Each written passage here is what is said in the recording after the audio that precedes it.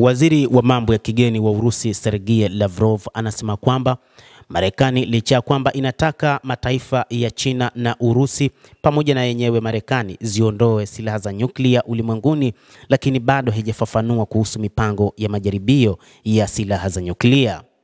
Moscow haijapata ufafanuzi wowote kutoka Washington kuhusu majaribio ya silaha za nyuklia yaliyoamriwa na Rais wa Marekani Donald Trump. Waziri wa mambo ya kigeni Sergei Lavrov amesema Kremlin bado inafanyia kazi majibu sawia ikiwa Marekani itarejea majaribio kamili ya nyuklia, aliwaambia waandishi wa habari siku ya Jumamosi. Wiki iliyopita Donald Trump, rais wa Marekani, aliamuru idara ya vita kuanza maandalizi ya majaribio ya nyuklia, akidai Amerika ndiyo nchi pekee ambayo haifanyi majaribio. Trump alishutumu Urusi na Uchina kwa kufanya milipuko ya siri ya nyuklia ambayo Moscow na Beijing zimekanusha. Kremlin ilijibu kwa kusema itatenda ipasavyo ikiwa taifa lolote litaacha kusitishwa kwa majaribio ya nyuklia, na kuongeza kuwa inatarajia ufafanuzi kutoka Washington juu ya suala hilo. Kwa maana hiyo, Urusi itaendeleza majaribio yake kama ambavyo Rais Putin alitoa amri, na hivyo ni baada ya Rais wa Marekani Donald Trump kutoa ufafanuzi kwamba Marekani yenyewe itaamua kuachana na mpango huo wa kufanya majaribio, kwani katika wiki hii imefanya jaribio la makombora ya nyuklia. Hata hivyo, China ilishatoa majibu ikisema kwamba kama Marekani ina mpango huo wa kutaka kuachana na silaha za nyuklia, inapaswa kwanza ianze, halafu waingie katika mazungumzo na China na Urusi.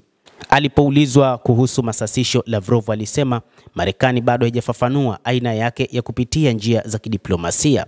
Haijulikani ikiwa ni juu ya majaribio ya magari ya nyuklia au milipuko isiyokuwa muhimu, alisema, akiongeza kuwa maoni ya umma yaliyotolewa na maafisa wa Marekani hadi sasa yanaonyesha kuwa hawajafikia maelewano sawa ya sera yao wenyewe.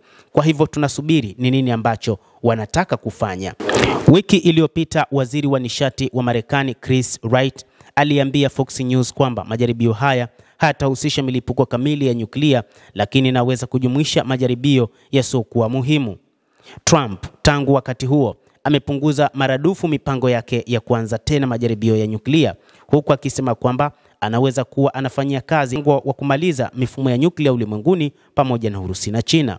Waziri wa ulinzi wa Urusi Andriy Belousov alisema wiki hii kwamba Moscow italazimika kujiandaa kwa majaribio kamili ya nyuklia kujibu tangazo la Amerika.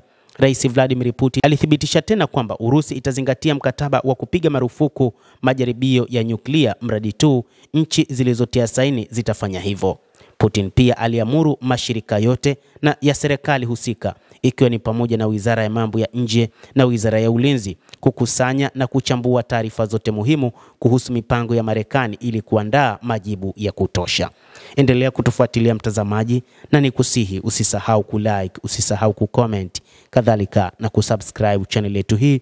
Utakuwa wa kwanza kupata habari hizi kwa mapana hapa The World News. Jina langu ni Adam Hussein. Endelea kuwa nasi wakati wote, endelea kutufuatilia uyajue mengi yanayojiri duniani.